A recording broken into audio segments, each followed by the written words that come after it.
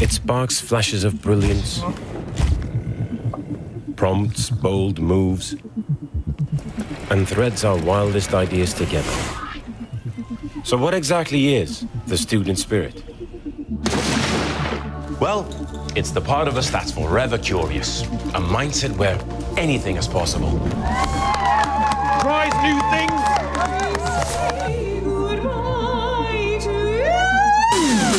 Keeps you sharp between the ears and pays just a little more attention. It isn't afraid to make a statement. Changes the world, one step at a time. And squeezes our egos, insecurities, and fears into tiny little metaphorical balls before crushing them. The curious don't just think, they do. Stay curious. Good evening, ladies and gentlemen. We are so glad to welcome you as part of our community tonight. Please note that this webinar is being recorded and distributed live stream. By entering this virtual meeting room, you give your consent to be recorded and distributed by the Student Hotel Vienna and other third parties. If you prefer to not be recorded, please turn off your camera and microphone and/or go to the Facebook Live video feed, the link to which has been placed in the chat room. For a better experience, please turn off your microphone and set your video to gallery view. Tonight, we are joined from St. Mary's College of California by Lino Rivera, a pianist and faculty member of the School of Liberal Arts. Dr. Bob joins us from his studio in Oakland, California. No priest attended his funeral. With that terse line, Goethe's The Sorrows of Young Werther ends. The story plot is nothing out of the ordinary. Werther, a young man, and Lotte, a young woman, fall hopelessly in love with each other, but their love can never be consummated. Lotte is engaged to another man before the story even starts. The extraordinary part of the tale is the love that Lotte and Werther live out on a spiritual level. Werther, one of the first modern romantics, loves Lotte for her feelings. He loves Lotte for her individuality. In other words, Werther loves Lotte. Their love story is romantic because the two would-be lovers understand that they are meant for each other and for no one else. When Werther finds out that Lotte is engaged, he doesn't just pack up his bags with his sizable inheritance and move on to find a woman who is free and happy to marry him. Instead, like a priest, Werther dedicates his life to love Lotte platonically, and when it becomes clear that the situation is making Lotte suffer, he dedicates his death to her. So what does Lotte and Werther's romance have to do with music and human rights? Well, for starters, some of our favorite romantic composers, Berlioz, Chopin, Liszt, and Wagner, could recite Werther by heart, and they all included its tragic elements in their music. Berlioz's Symphonie Fantastique is probably a good example.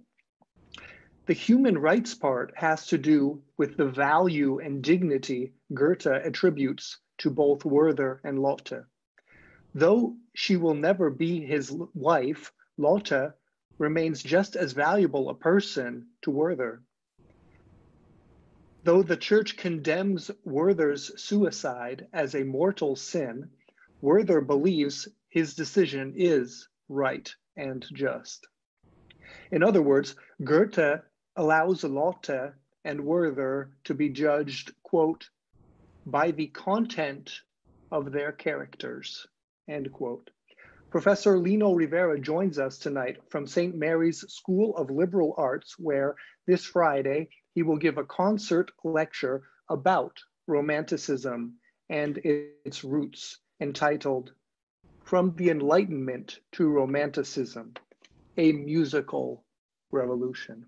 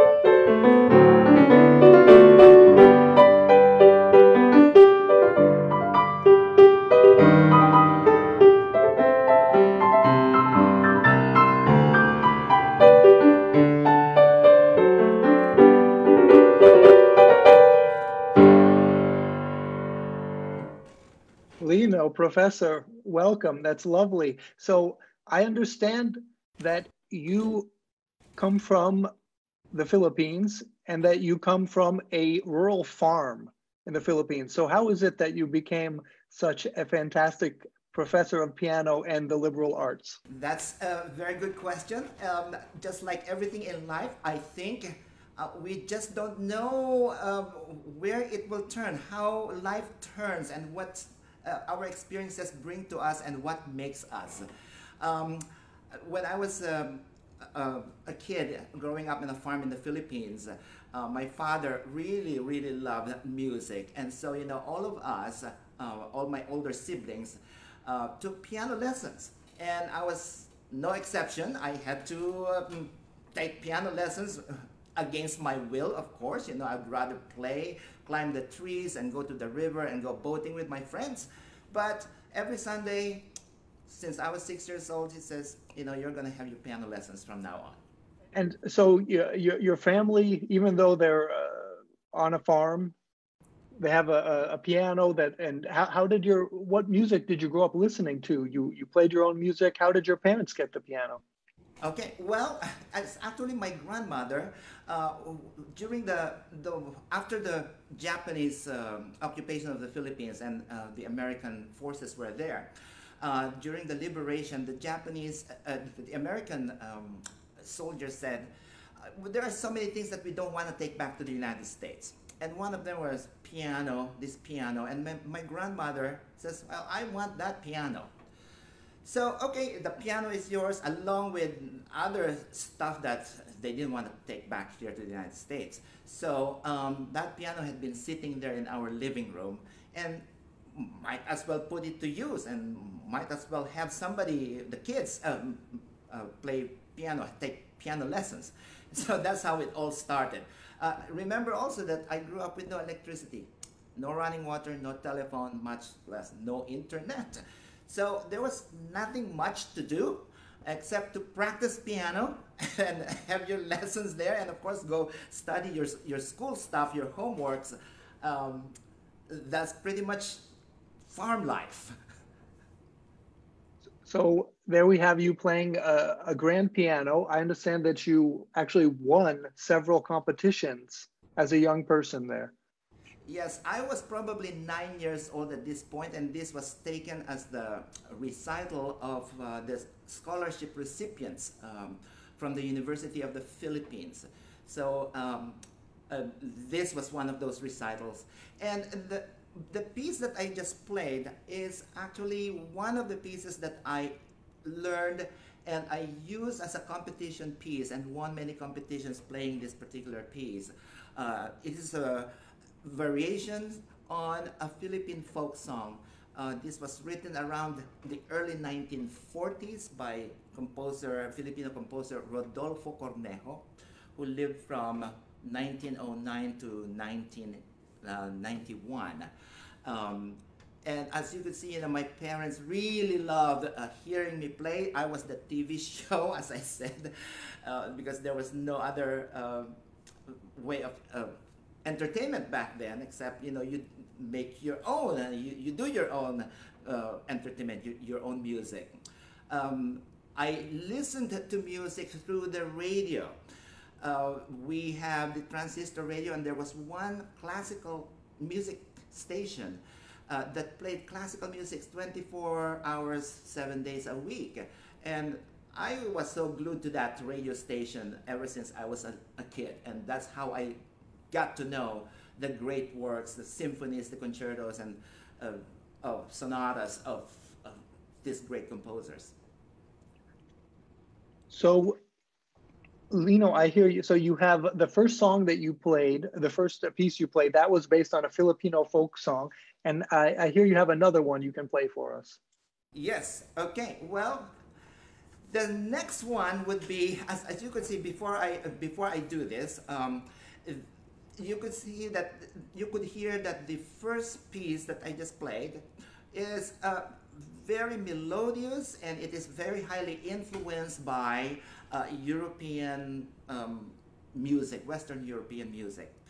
The next piece I'm going to play is in contrast. You will see it, and you will just imagine the reaction of my parents when I was learning this piece. It is called Ritual Dance, and this is by another Filipino composer by the name of Bernardino Custodio, who lived from 1911 to 2001.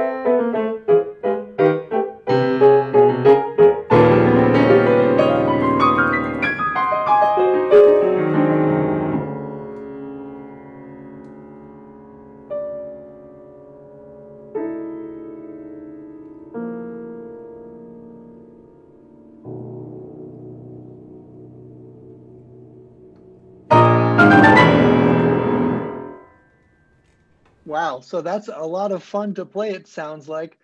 I'm wondering what your parents would think about that on a Sunday afternoon. They were. This was later on, actually, after I have taken a lot of lessons, and my teachers were really introducing me to other new stuff. Okay, this was written now in 1978, and you can just imagine the consternation and of my parents listening to me practice this and learning. What are you doing? You know, this is just awful. I mean, you call this music? But you know, it really opened my ears, my eyes, and my mind to other styles and flavors, shall we say, other flavors of music other than the traditional harmonic, melodic thing. And you probably cannot hum the melody of this particular piece because really there's no melody. What is in the forefront of this particular piece of music is the rhythm. And I could relate it to, you could just imagine, and the title is Ritual Dance.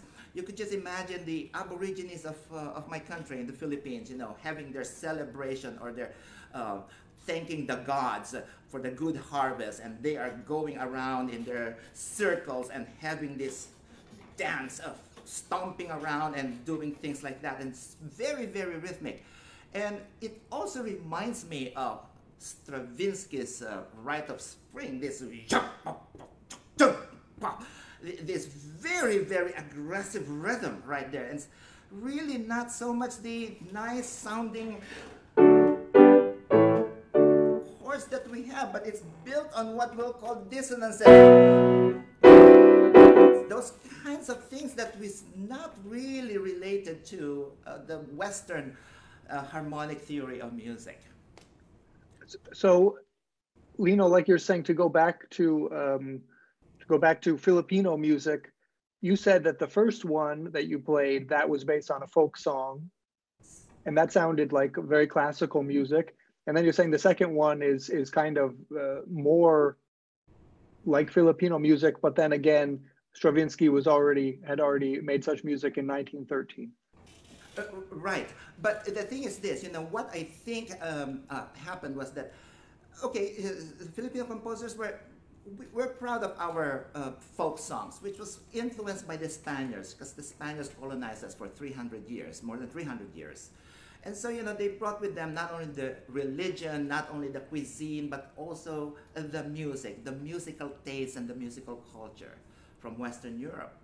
But as the years went by, Filipino composers, even today, are looking back into our own original ethnic roots. So that, you know, they look at the sound of the original Filipino musical instruments, which, by the way, our native Filipino orchestra, shall we say, native orchestra, is called the Kulintang, which is very, very similar to the Indonesian gamelan.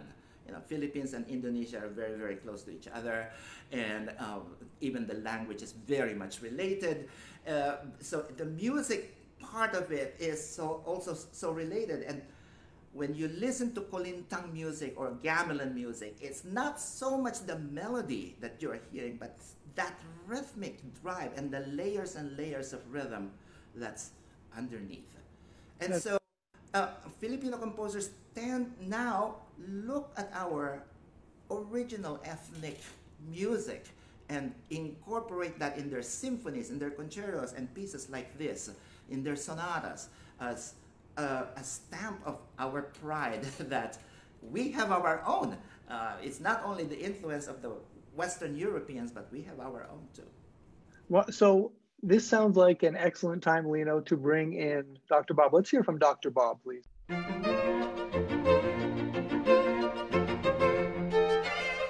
Welcome to Music History Monday. The title for today's podcast is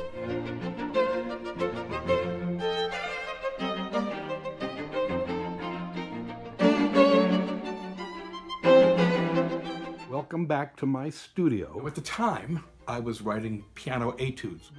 Now I'm going to be making a gin martini. So, Dr. Bob, what do you think? How is gamelan music, Stravinsky? Is it European? Is it from the colonies? Where does it come from? Well, you know, Lino has, God bless him, opened up a magnificent Pandora's box just now, and it points right to stuff that's going on politically in the cultural politics of our time. And I'd love to ask him a question. Lino, dude, we've known each other for many, many years, and you can play. Everyone should know Lino can play anything, and he does play everything. I read 2 articles this week, both of which were very disheartening. One of them was about Beethoven as an inherently racist composer. The other was about Western music theory as an inherently racist thing, because this is what many cultural politicians in the United States would have us believe about so-called concert music. So my question for you, knowing what you just said, because what you just said is so right, so correct, that is the mission of any 20th and especially 21st century composer is to be a synthesist, to be inclusive, not exclusive, and to bring elements of personal, national, and expressive immediacy to a music that's greater than the sum of its parts. I mean, at the turn of the 20th century, there was such a thing as French music. There was such a thing as German music. Those things don't really exist anymore because we're living in a much more global world. So the critics would have us believe that the Western musical canon that you grew up with is nothing but representative of an imperialistic, racist, phallocentric Euro past that has no relevance to the 21st century world. But you said something different. You said the key is to merge all of this stuff together, that a Filipino composer will use that of the larger world that applies to his or her music and then replace it with, then incorporate his own ideas or her own ideas into it. Please, first, how do you respond as an academician, as a professor, and as a performer to these cultural politics and politicians who would have us flush out this magnificent canon and replace it with who knows what? And if you could expand more on this idea of synthesis and how we as composers and performers are going to proceed. But first, please react to the cultural environment of this time. And it's a loaded question, and I'm going to apologize for it up front. Okay, so yeah, it is a loaded question, and I don't think I could answer that within 5 minutes that we have right here. But I'm going to try to attempt. I think with this cultural synthesis, as you mentioned, right now, you know, we are now living in a global world. Even in my language, which is Tagalog, there's a lot of Spanish words that's incorporated there. There's a lot of English words that's now incorporated, and so you know, we cannot help it but have this conglomeration of all the cultures that we have because of our world has become smaller right now. The other thing about this synthesis is that, as you could see, I'm not playing a kulintang right here. I'm not playing a ethnic instrument. I'm playing this music on a grand piano, which is of Western invention. This is a Western invention. And violins, you know, those are Western inventions that, and all these other instruments of the orchestra that's been perfected in its sophistication. So this synthesis of having the idea that is taken from and inspired by this ethnic music, or ethnic culture, and translated or transcribed to our modern instruments. It's one of those syntheses that happens. Also, the other thing is that, and I'm going to be talking about the Enlightenment and the influence of the Enlightenment. What did the Enlightenment thinkers and philosophers said? You know, they started to think that, how do we know what I know? How do I really know that I know, and how do I really know that I exist? They start to question things.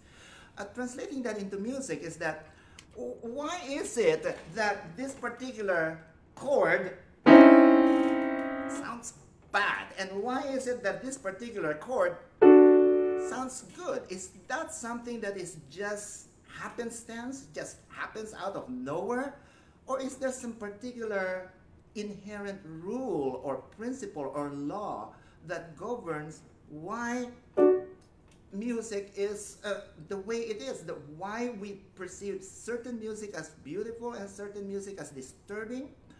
And also the other thing about this idea is, it's music is not so much just for your pleasure or entertainment solely, but also it serves a purpose. You know, for example, if you are attending a worship service, the music enhances you in your worship. If you are having a particular ceremony with your tribe or with your people, the music enhances that too. If you are just trying to contemplate or ruminate about things, there are certain music that will enhance that as well. So I think I touched a lot about these things. Good. So I wanted to just quickly go back to Bob's shirt, because that really strikes me. So tell us, Bob, about, are you wearing a European shirt? Theoretically, I'm wearing a tropical Hawaiian shirt. And I'm doing this in solidarity with my friend Lino Rivera, who's wearing a barong, a very traditional, very formal Filipino shirt. And I felt, you know, I'm tired of wearing all black. I'm tired of feeling like a ninja in my own home. So this is for Lino. This is for Lino. Thank you. I'm honored, Bob. By the way, and just to relate this again, the Hawaiians are relatives, ethnic relatives of Filipinos, all those Pacific Islanders right there. Even the language, my native language and the Hawaiian language, they're related, and they're one linguistic family. Just want to point out. How is it exactly that you got here from, how is it that you came from the Philippines to the United States and end up there in the Bay Area? A long story. That is a long story right there. Okay, so I'm gonna keep it very short. After finishing my undergraduate degree from the University of Santo Tomas in Manila, I pursued a master's degree at the University of Hawaii, and then after that I pursued my doctoral degree at the University of Maryland. And from then on, you know, I got to California, working at Diablo Valley College and other institutions here until I got the job here at St. Mary's College. So was it clear for you when you were in the Philippines you wanted to come to the United States, or how did that whole idea come about? Yes, yeah, I wanted to come to the United States because I knew that it will open up new worlds and new dimensions to my life and my artistry if I come here to the United States rather than just being in the Philippines. And it's not only me, actually a lot of my classmates, it was a trend that you leave your country of origin and go somewhere else. I have friends actually who are in Vienna, who are my classmates. I have friends who are in Germany, in London, in Australia, and here of course in the United States. So we went different ways in order to explore and widen our horizon. Wonderful. So let's take a little look at what Professor Lino Rivera's work is like at the College of St. Mary. I was 6 years old on a farm in the Philippines, and one Sunday afternoon, my father told me, from now on, you're going to have piano lessons. On that farm village, I was the TV show for my parents, and I was the star of the show.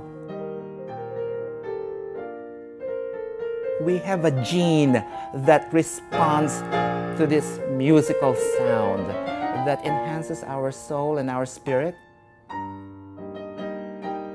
What I expect my students from my classes and from the lessons is to discover themselves. Any great work of art, it is always a reflection of ourselves. When I'm in the zone, time has a different dimension. Time is very slow. To get to eternity, we want to get to that eternity. And we always think about it as something in the future. Eternity is right here and right now. Here at St. Mary's, we have a well-rounded Renaissance kind of an education. You can master your music, but at the same time, you are connected with the other arts. In other words, it's contextualized. You know a lot about the history, the politics, you know about the other arts, you know about service to the community. That particular special ingredients of all these other disciplines contribute to that specialness of our musicians that we produce here at St. Mary's.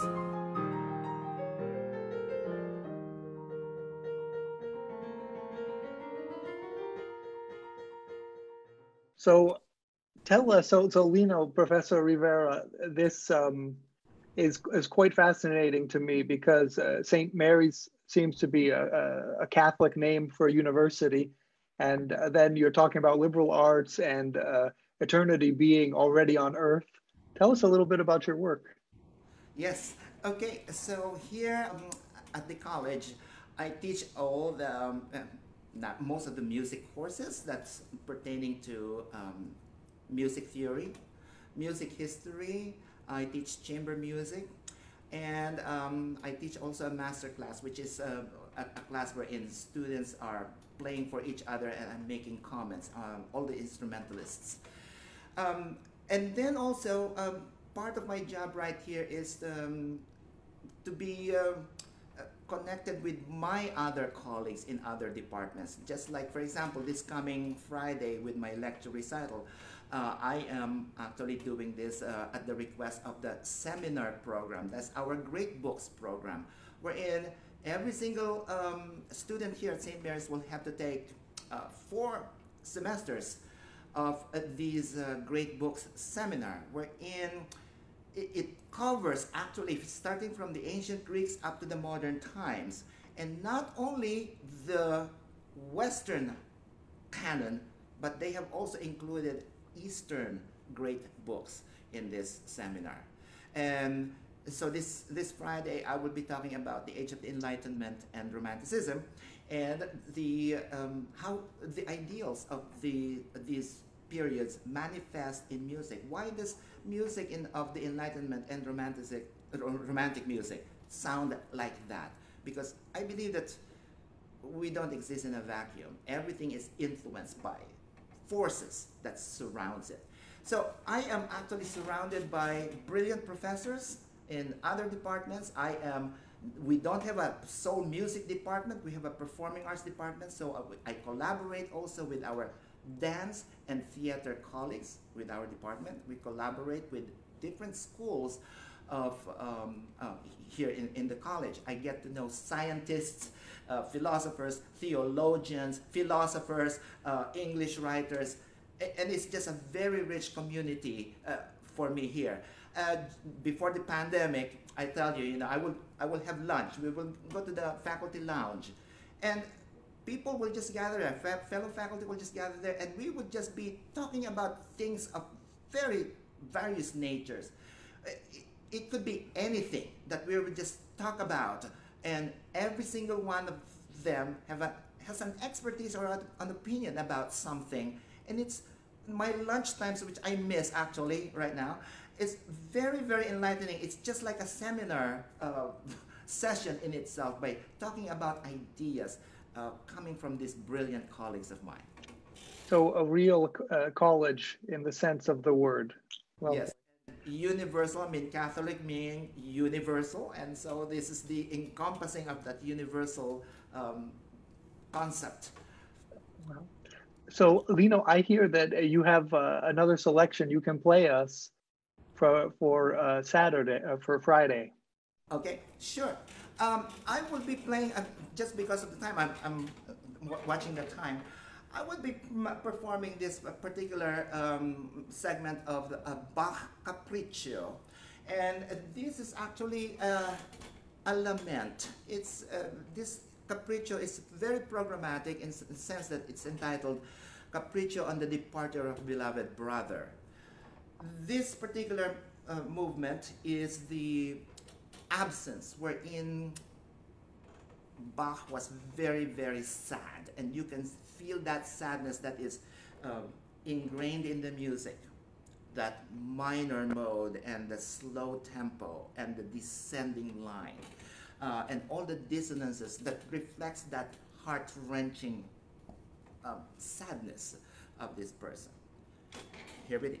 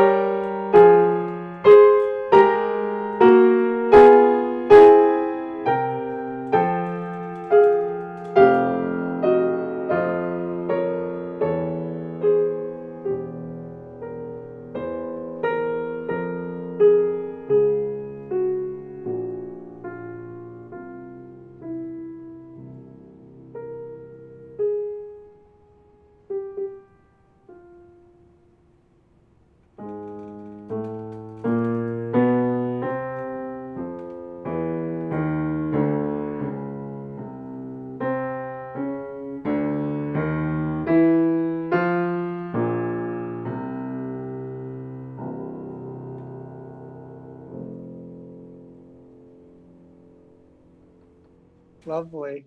Beautiful. Dr. Bob, a little romantic music like Brahms or Bach Baroque music? Where do we center ourselves, orient ourselves hearing this?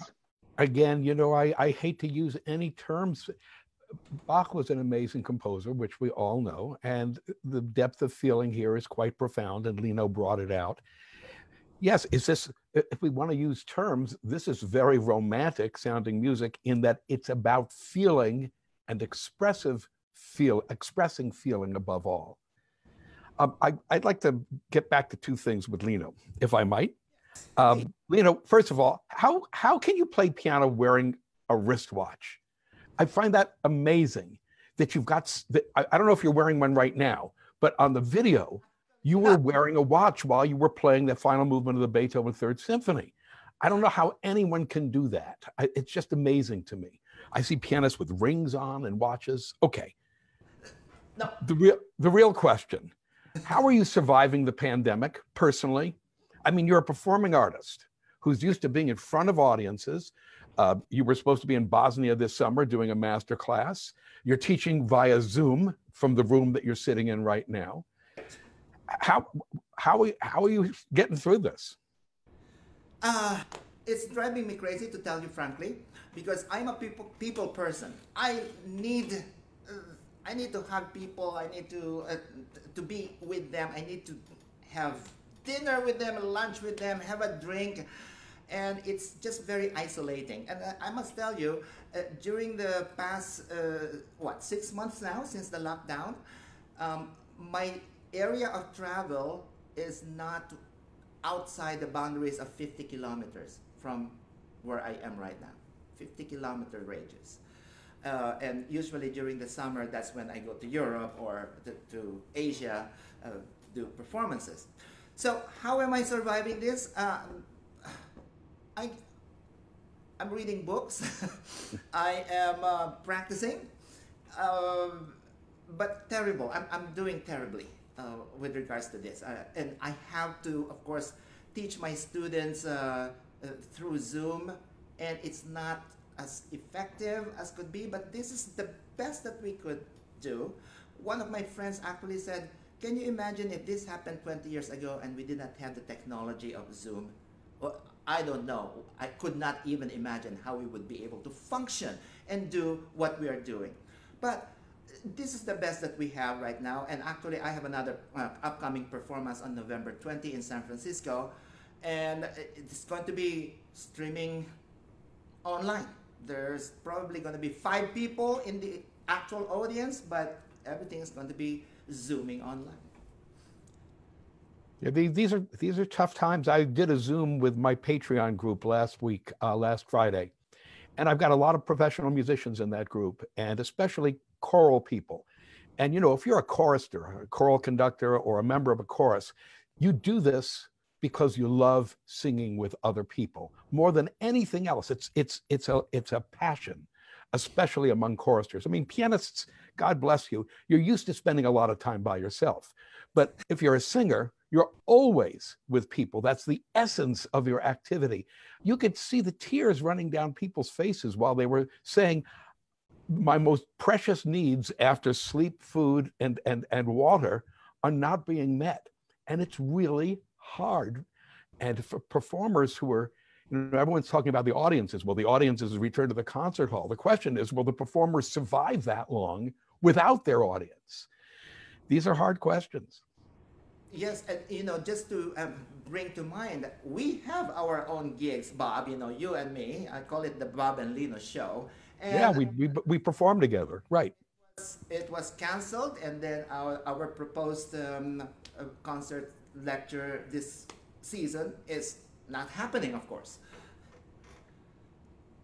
Yeah, but Lino and I did a program. It feels like 100 years ago. When was it? In January, on Mozart. February, thank you. And then we were going to do one in May on Beethoven and Napoleon, and Lino was going to perform the Farewell Sonata, the Lebewohl Sonata. That went the way of dial-up, as many other things in our combined lives. But it's it is a hard time for performers. And that's something that folks might not realize. There's no such thing as working from home if you're a music performer or an actor. There's no such thing as working from home. You lose the one thing you need the most, which is the social interaction with your audience and your colleagues. And it's really, really hard.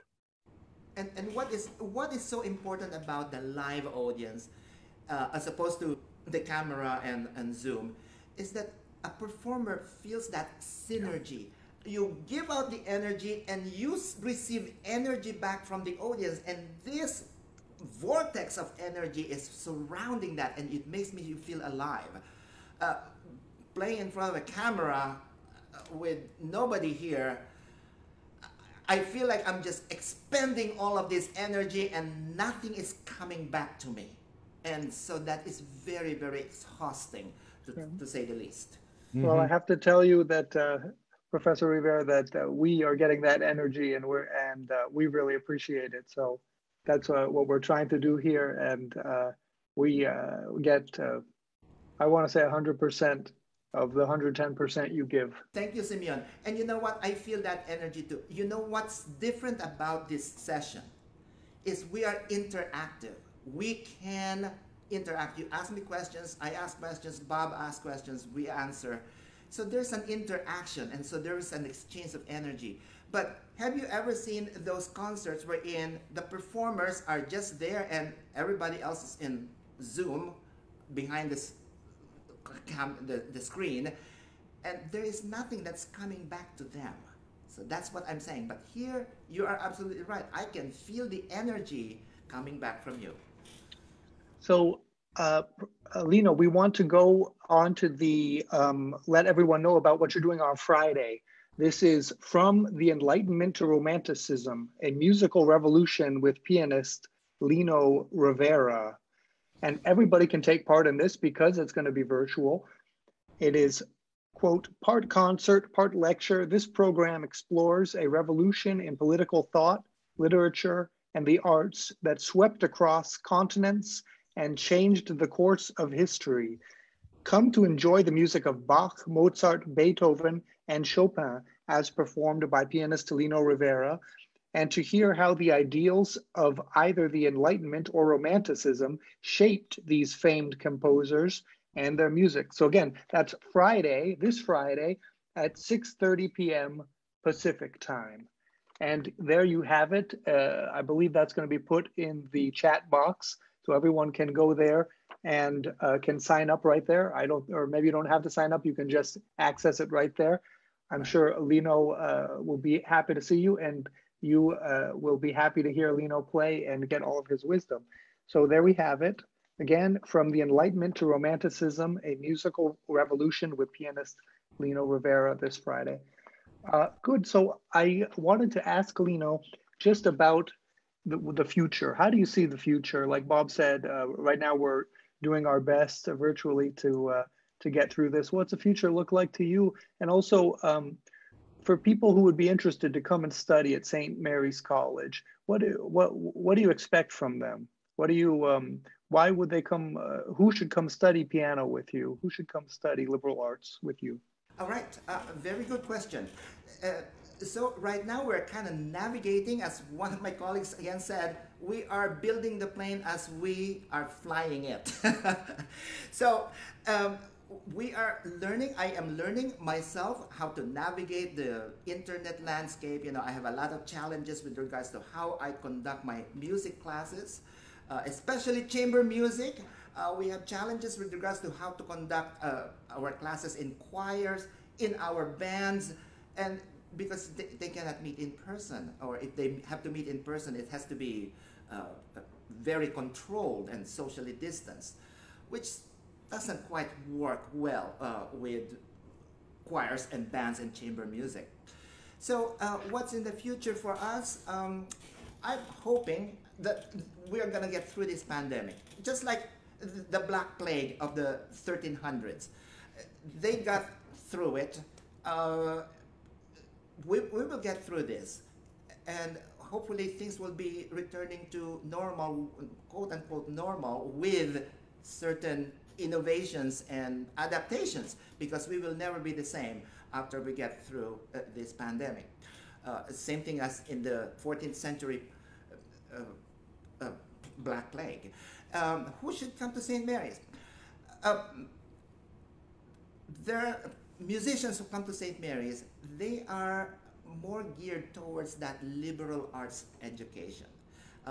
If they want to be violinists or pianists, yes, they can study that and we can give them the highest quality of education in music, but they are also exposed to other disciplines, math, science, theology.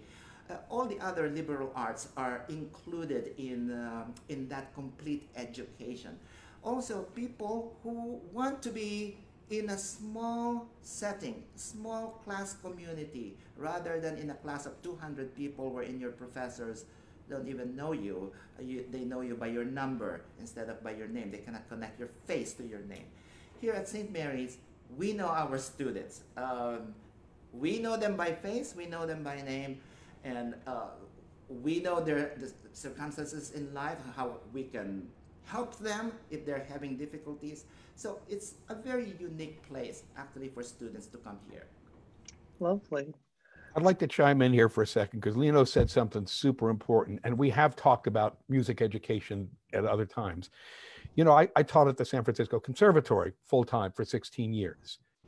One of the reasons why I left is I ultimately thought it was not a healthy environment for undergraduates. They were not getting enough rounding. They were not getting enough how do I learn to write? How do I learn to teach pedagogy? They were simply getting music lessons and then music courses. That's not enough for an 18 or 19-year-old mind. I'm sorry, it isn't enough. And when you go into debt by $200,000 or $300,000, having gotten an education that's not going to pay back a single penny, it becomes really almost criminal to be selling students an education like that. I am such a believer in what Lino just said. You know, what Lino was talking about in the faculty lounge, hanging out with his fellow faculty members. You're learning constantly through the interaction of different people in different disciplines. I would also add, apropos of St. Mary's, it's in Moraga, California, which is one of the most gorgeous places you ever saw. All of what? 40 minutes from San Francisco, 35 minutes, depending on the traffic. So it's a fantastic location. But this educational model, you know, vocational education a la a conservatory versus universal education at a university or college, to me, it's a total no-brainer. I am with the suggestion and leadership of my program director in music. Her name is Dr. Julie Ford. I just really want to commend her. It was through her that she says this initiative saying, Lino, we need to adapt to the change that's happening right now in this pandemic. So we're going to kind of re-evaluate or repurpose that one of our courses and that masterclass course. So what she did and what we did eventually is that to hire somebody who has a technology savvy knowledge of how to teach our musicians, our students, how to manipulate and use the computer programs, the camera, the sound system, the applications, so that it will be a part of their education moving forward. We get through this pandemic, the students know how to manipulate these things and how to navigate the virtual online recording video stuff, which is actually very, very important, especially in this day and age. By the way, apropos of the future, because no one knows the future, and right now the future is very foggy. I think one of the things that's going to have to happen, it's going to take a long time to get people back into the concert hall. It's going to take a long time to convince them that they need that live experience again. And I think one of the ways we do that as musicians is we're going to have to give of ourselves, and our funding agencies are going to have to help with this. We're going to have to go to where people are. We have to do noontime concerts in shopping malls. We have to do noontime concerts in an area where a lot of business people can bring their lunch and sit down and listen to performers play. These are probably going to have to be free concerts, so someone's going to have to fund it. But we as musicians are going to need to reach out and bring our public back in, because we can't exist without a listening public. And Zoom is only going to take us so far. This is not the model for the future. We need our audiences. That virtuous cycle of energy that Lino was talking about is real, and it's what makes otherwise sane people go into this crazy business, because of that amazing electricity that we feel when we perform for an audience that is enjoying and appreciating what we do. Good. Excellent. So are there any questions? Please don't hesitate to turn on your mic and ask a question or write a question in the chat room. Professor Lino Rivera, Dr. Bob are here to answer any of your questions or hear your comments. So Lino, I just wanted to ask you if you would play us one more selection. Okay, so how much time do we have? As much time as you want. Played Bach, and now I'm going to be playing a little bit of a Mozart, part of a Mozart first movement sonata. This now again is tied into the age of enlightenment, wherein there is a lot of clarity in thinking. This is the age of reason. They kind of eliminated all the clutters. You can hear distinct melody, balanced phrases, clarity of lines, because that's what the Enlightenment thinkers wanted, is this clarity of reason.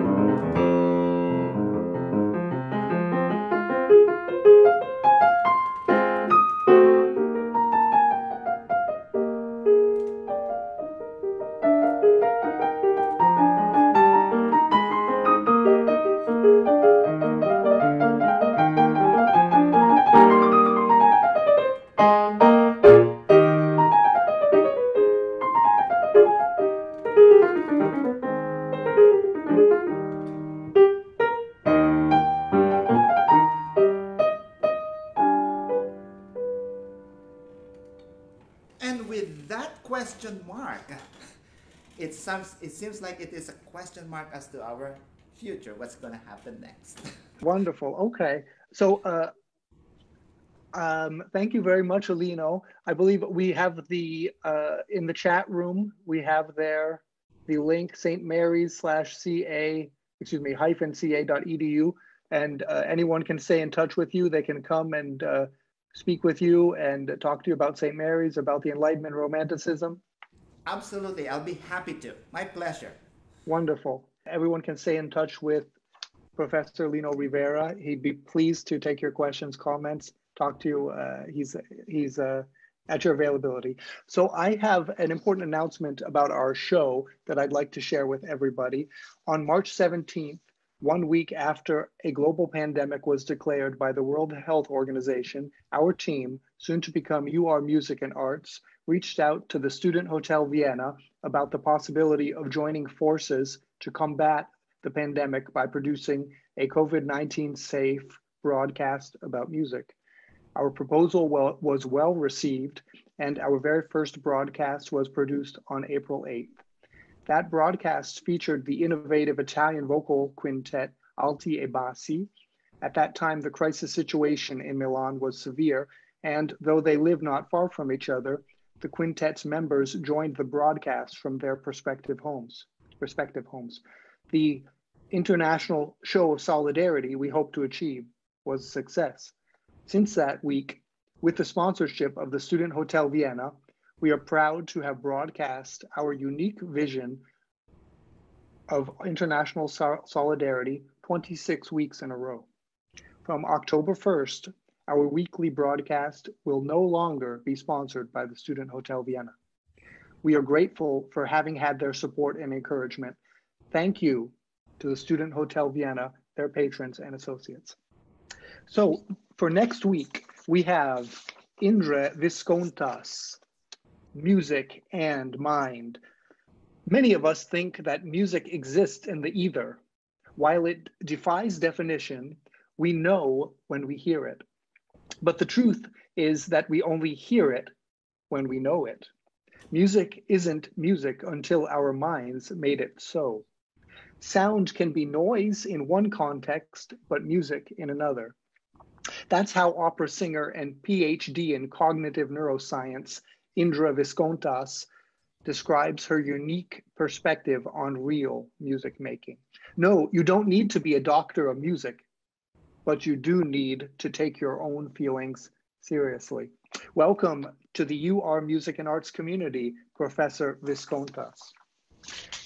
So with that, thank you very much to Lino.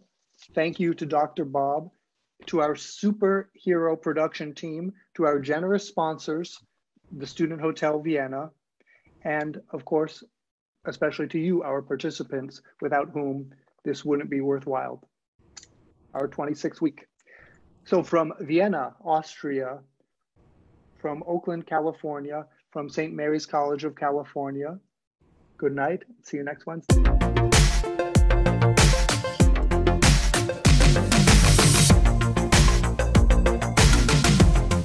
I'm Indre Viscontas, and today we're going to talk about how we perceive the world. The idea that we see the world through 5 and only 5 senses is simply wrong. Even though we think we know how it is that we see and hear and smell and taste, and that it's really simple and a 5-year-old child can understand it, the truth is much more complicated and much more interesting.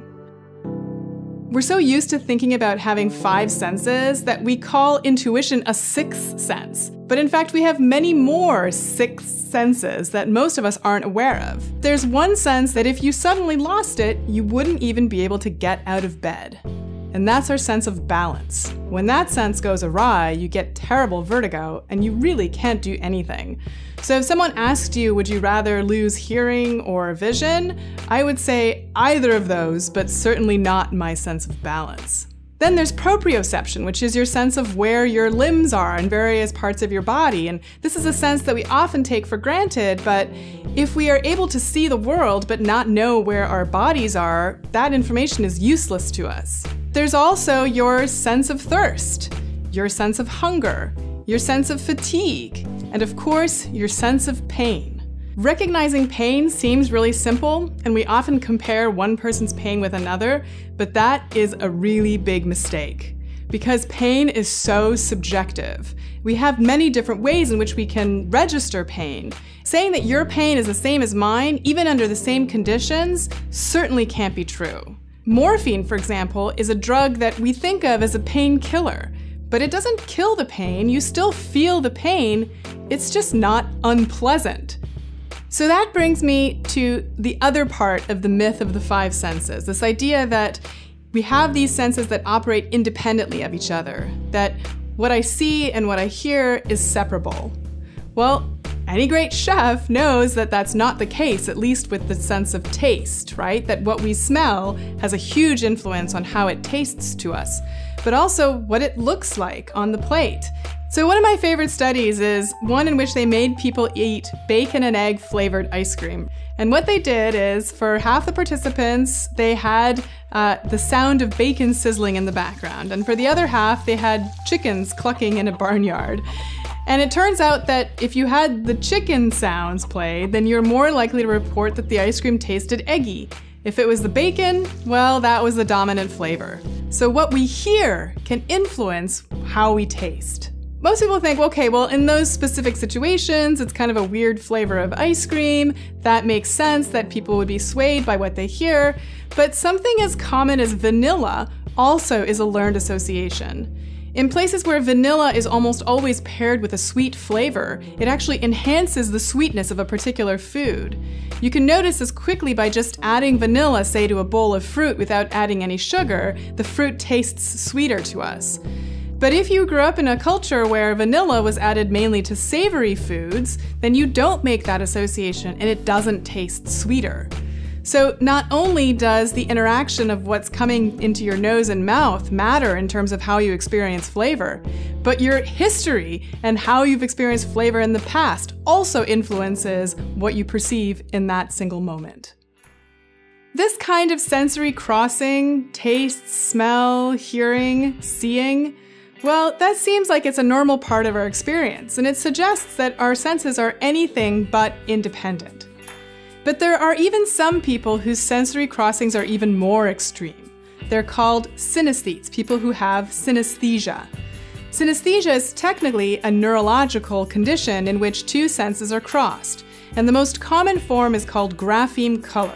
So it's when people see letters and numbers in color. I happen to be one of these people, and so it's fun for me to describe what the experience is like to someone who can't fathom of it.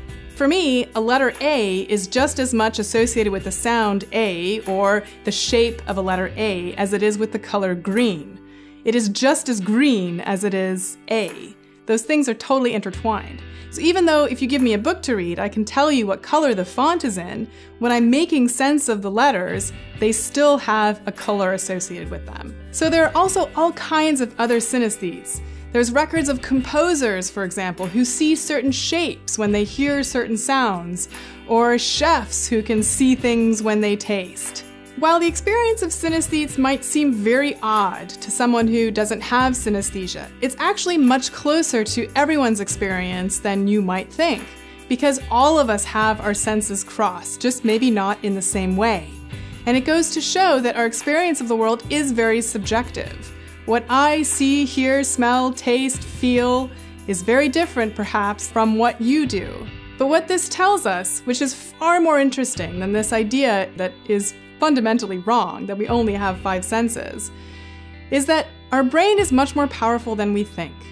It takes a tiny sliver of the world that we can sense, and it interprets it in a way that is useful and interesting to us. But that doesn't mean that it's accurate.